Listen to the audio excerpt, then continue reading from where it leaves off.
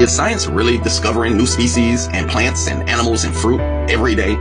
Like, how can you really believe that there's nothing new under the sun and yet still believe that scientists are discovering new species of animals, plants, and fruit all the time? That's crazy. And I mean, they're scientists, right? So when is it that they got the time to be out just trying to discover some shit? Like, you just out, oh, damn, look at that. No, that didn't happen. You see, what I think happened is that they're in their labs gene splicing, and they create new animals and new plants and new fruit.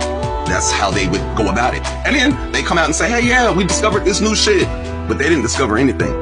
They created it. And this year alone, they found 5 new species. Like 5 new species of animal in just this year. Think about that now. Newly discovered fruit, like over the past decade. Like, do I really think that, like, because when things just pop up new, like nature, naturally, if it was to pop up new, it'd pop up everywhere, sporadically, in different little places where people, not just scientists, but people would discover it. That's crazy for me to think that there is just one scientist that is discovering all of these things, or just a group of scientists. Like, the only people that discover new stuff is scientists.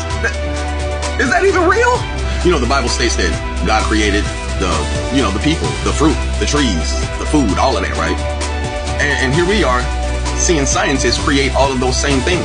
If you ask me, God was a scientist, or I guess is a scientist.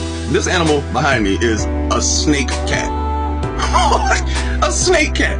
And you think that if a person was to see these in nature, they wouldn't have already said some shit. Like, a scientist had to have made this. This isn't something that was just naturally occurring in nature. That's just not a thing. These folks are creating a new world right on top of the old one, just like before. Reset story. Reset 101. Your God, he isn't a higher being. He is a being with a high IQ.